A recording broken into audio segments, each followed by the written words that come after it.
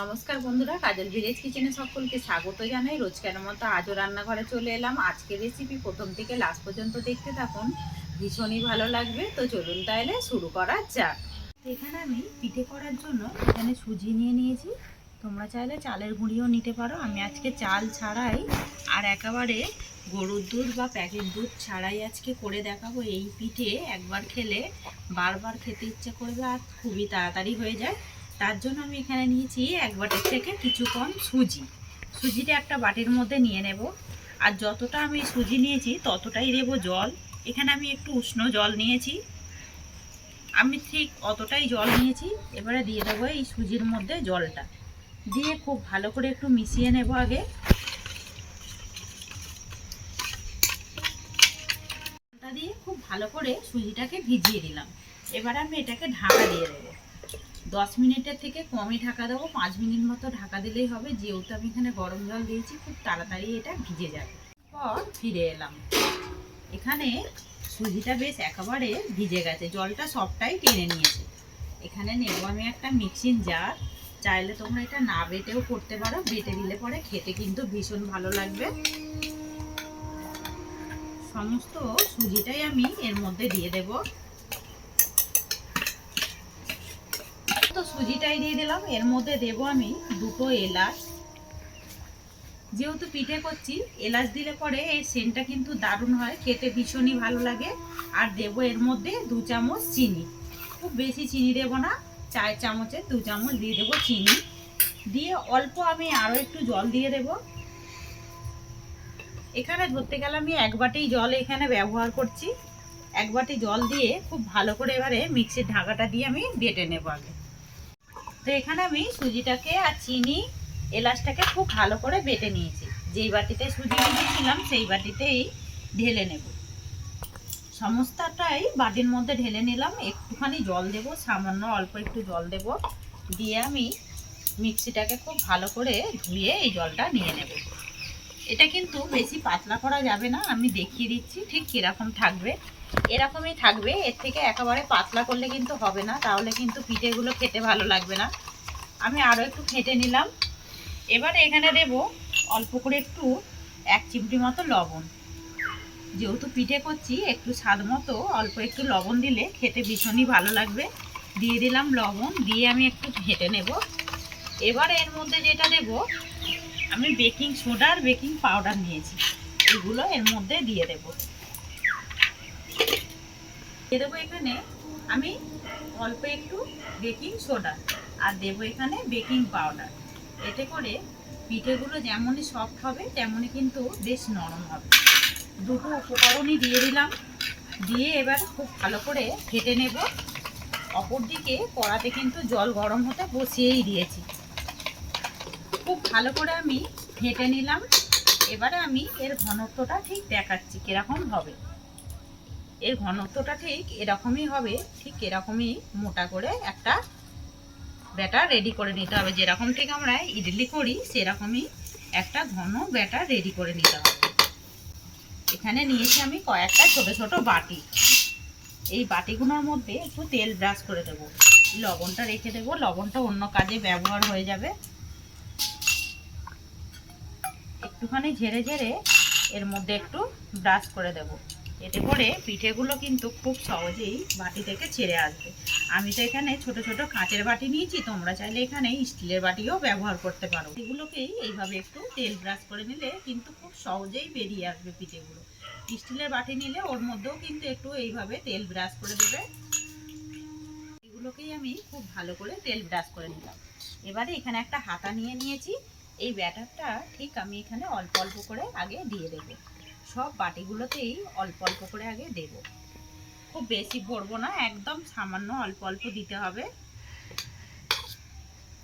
আজকের এই নতুন ধরনের পিঠে রেসিপি আপনাদের কিরকম লাগছে অতি অবশ্যই কমেন্ট করে জানাবেন। আর এই যে আগে থেকে নারকেলের পুরটা আমি রেডি করে নিয়েছিলাম, এখান থেকে নারকেলের পুর নিয়ে নেব। নিয়ে ঠিক আমি এইভাবে মাঝ বরাবর দিয়ে দেব। এতে করে যখনই আমরা পিঠেগুলো খাবো তখন কিন্তু মুখে পড়বে, যখন খেতে ভীষণই ভালো লাগবে। সমস্ত বাটিগুলোর মধ্যেই আমি দিয়ে দিয়েছি নারকেলের পুর। আবারও আমি এর ওপর থেকে দিয়ে দেব এই ব্যাটার।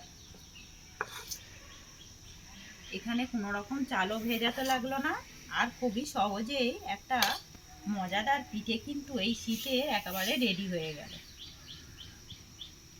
এবারে বাটিগুলোকে আমি একটু ঝাঁকিয়ে নেব যাতে করে সুন্দরভাবে সেট হয়ে যায়। সব বাটিগুলোকেই সুন্দর করে এইভাবে ঝাঁকিয়ে নিতে হবে। ওদিকে আমি কড়ার মধ্যে জল আগে থেকেই গরম করতে বসিয়ে রেখেছি। জলটা কিন্তু একেবারেই বেশ ভালোই কিন্তু গরম হয়ে গেছে। আমি এর মধ্যে আর একটু জল দিয়ে দেবো। এটা কিন্তু গরম জল। আমি এর মধ্যে দিয়ে দিলাম। এখানে নিয়েছি আমি একটা স্ট্যান্ড, চাইলে তোমরা একটা বাটিও নিয়ে নিতে পারো, বাটিও দিয়ে দিলে এর মধ্যে হবে। এবারে এখানে যে বাটিগুলো আমি একটা ঝাঁঝরির মধ্যে সুন্দর করে সাজিয়ে রেখেছি, এই বাটিগুলো ঠিক মাঝ বরাবর এইভাবে বসিয়ে দিতে হবে।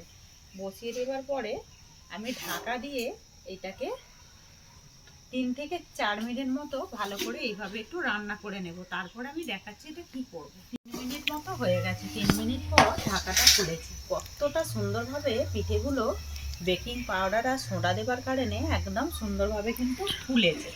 আমি এই ফাঁকেই একটু এর মধ্যে সাজিয়ে নেব। আমি একটা কিশমিশ দিয়ে দেব আর একটা করে এরকম কাজু দিয়ে দেব। দিলে পরে পিঠেগুলো দেখতে কিন্তু ভীষণই মজাদার হবে, আর বাচ্চা থেকে বড় বেশ একদম খেতে কিন্তু ভালোভাবে আগ্রহ হবে। সবগুলোতেই এইভাবে আমি সাজিয়ে নেব। সমস্তগুলোতেই আমি দিয়ে দিয়েছি। আমি এবারে আবারও 1 মিনিটের জন্য ঢাকা দিয়ে দেবো। 1 মিনিট পর ঢাকাটা খুলব। আরও 1 মিনিট আমি রেডি করে নিলাম। 1 মিনিট পর ঢাকাটা খুলেছি। এবারে আমি থালাটাকে নামিয়ে নেব। এখন কিন্তু প্রচণ্ড গরম। এবারে পিঠেগুলো একটু ঠান্ডা করে নেব। আমি কড়াটাকে ধুয়ে পরিষ্কার করে বসিয়ে দিয়েছি। যেহেতু ক্ষীর ভাপা পিঠে করব, তার জন্য এখানে আমি জল নিয়েছি। সেখানে 1 গ্লাস ভরে জল নেব। আর আজকে আমি কোনো রকম প্যাকেট দুধ বা গরুর দুধ ছাড়াই করছি। এখানে জলটা এবারে দিয়ে একটু উষ্ণ গরম করে নেব আগে। আর এখানে আমি 5 টাকা দামি যে দুধের প্যাকেট হয়, তা থেকে আমি 4 প্যাকেট দুধ এখানে নিয়ে নিয়েছি। তোমরা চাইলে এমনি দুধও নিয়ে নিতে পারো বা প্যাকেট দুধ গরুর দুধেও কিন্তু করতে পারো। এখানে জলটা যখন গরম হয়ে যাবে তখন কিন্তু এই দুধটাকে অল্প অল্প করে দিতে থাকবো আর মেশাতে থাকবো। একদম উষ্ণ গরম জলের মধ্যেই কিন্তু মেশাতে হবে, না হলে কিন্তু দুধটা আবার দোলা পাকিয়ে যাবে। এইভাবে খুব সুন্দর করে মিশিয়ে নেব। আজকের এই ক্ষীর ভাপা রেসিপি পিঠের আপনাদের কিরকম লাগছে অতি অবশ্যই কমেন্ট করে জানাবেন। একদম চাল গুঁড়োনো ঝামেলা ছাড়াই এত সুন্দর একটা পিঠের রেসিপি।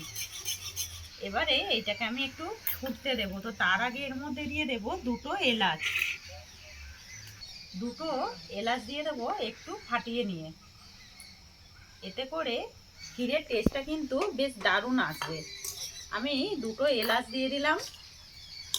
দিয়ে এবারে দুধটাকে আমি খুব ভালোভাবে ফুটতে দেব। এবারে আমি এখানে দেব 3 চামচ চিনি। মোট আমার 5 চামচ চিনি এই পিঠের মধ্যে ব্যবহার করলাম। যেহেতু গুঁড়ো দুধ, এর মধ্যে চিনিটা একটু কমই লাগবে। 3 চামচ আমি 4 চামচের ভরে ভরে দিয়ে দিলাম চিনি। দিয়ে আমি আরও একটু ফুটতে দেবো। তাতে করে কিন্তু দুধটা যেহেতু চিনি দিয়েছি, এটা কিন্তু পাতলা হয়ে যাবে। চাইলে তোমরা চিনির পরিবর্তে এখানে খেজুরের গুড় বা আখের গুঁড়ো ব্যবহার করতে পারো। একদম ভালোভাবে কিন্তু মালাইটা বেশ সুন্দরভাবে ঘন হয়ে এসেছে। আর একটু ঘন করে নেব। অপর দিকে যে পিঠেগুলো রেডি করেছিলাম, এই পিঠেগুলোকে একটু ছাড়িয়ে নেব। এইভাবে কিন্তু হাত দিয়ে টানলেই কিন্তু একটু ঠান্ডা হওয়ার পরে দেখতে পাবেন ছেড়ে আসবে। যেহেতু সুজি রয়েছে, তুলতে কিন্তু কোনো রকম বিরক্ত হবে না। আবার বাটিটার মধ্যে তেল দেওয়া রয়েছে, একটু ছুরি দিয়ে আমি একটু আলগা করে দেবো যাতে করে না পিঠেটা ভেঙে যায়। আলগা করে দিলেই কিন্তু পিঠেটা খুব সহজেই এইভাবে উঠে আসবে। একেবারে একটা পিঠে কিন্তু খুব সহজেই উঠে এসেছে। কতটা সুন্দর দেখতে হয়েছে সেটা কিন্তু দেখতেই পাচ্ছেন।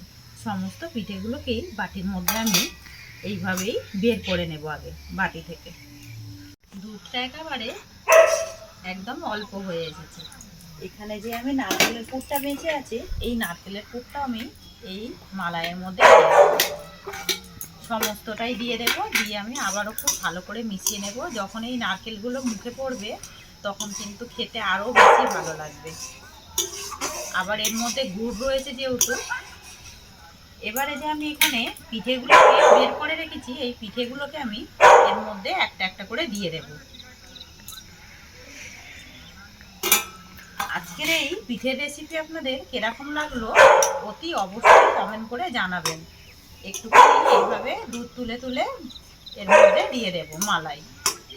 দেবার পরে অনেকটাই কিন্তু দুধ একেবারে পিঠের মধ্যে টেনে নিয়েছে, আরও ঘন হয়ে গেছে। আর এর থেকে বেশি ঘন করব না। এবারে আমি পিঠেগুলোকে নামিয়ে নেব প্লেটের মধ্যে।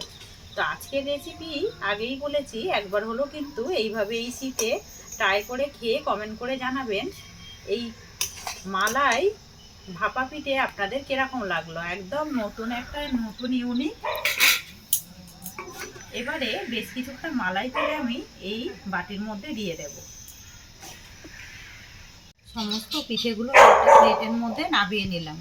তো আজকের রেসিপি আপনাদের কিরকম লাগলো অতি অবশ্যই কমেন্ট করে জানাবেন। এইভাবে আমার পাশে থাকবেন, আমাকে সাপোর্ট করবেন। আমার এরকম নিত্য নতুন রান্নার জন্য পাশে থাকা বেল আইকনটি প্রেস করবেন। ভালো থাকবেন, সুস্থ থাকবেন। ধন্যবাদ। আবারও কোনো নতুন রেসিপি নিয়ে ফিরে আসবো। আজকের মতো এই পর্যন্ত।